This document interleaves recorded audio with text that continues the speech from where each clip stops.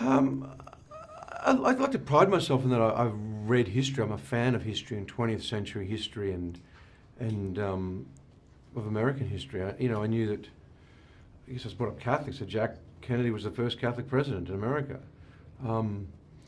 But I loved going in and learning more. I mean, even for Jack, for instance, for Bobby, that he was the hatchet man of Senator McCarthy. He was a right-wing hatchet man for one of the worst right-wing hatchet men in American history, and went on a journey to become the guiding light for liberal politicians, and then the hero of Barack Obama and Bill Clinton in terms of what he was. I mean, there's extraordinary tales within this family, extraordinary tales.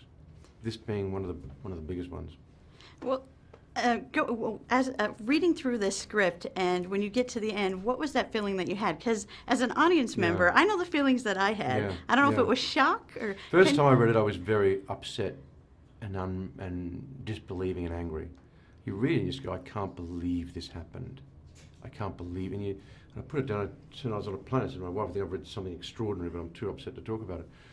So then I got home and I read it again. I thought, oh, come on, really? He wore a neck brace to a funeral? I mean, you guys have embellished this a bit. She was alive and the thing, and then you go down the rabbit hole and you start to put it together. You go, actually, wow, this information's actually clearly out there and stated. And so then I went and bookended Ted. I listened to his funeral speech for Bobby's, and it's just heartbreaking. You realise what kind of place this man was in.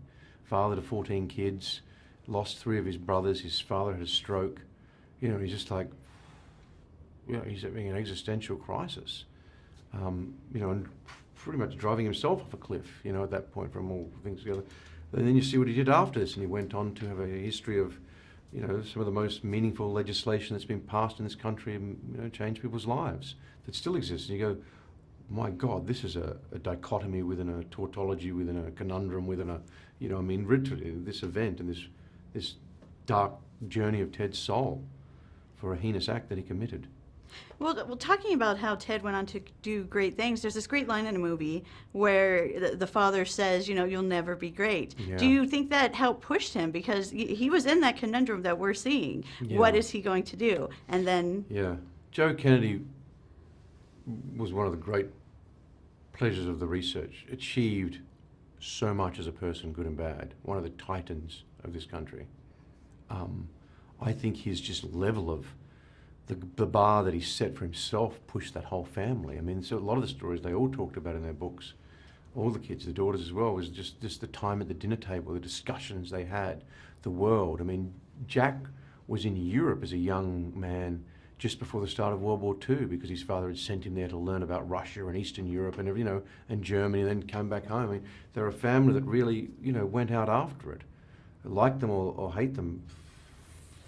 4 of their sons, Ted at the end, died while serving their country. You don't get that in billionaire big businessmen anymore. So they're fascinating. That whole thing of greatness. Yeah, I mean, he was both a disciplinarian from a different time, but also a massive achiever, or achievement meant a lot, education meant a lot. And for Ted, it was a tough one. Right when Bob, when they go onto the moon because of what Jack set in place, Ted goes and drives off a bridge. I mean, really, Joe Sr. died 3-4 months after this event. That was it for him. That was the end.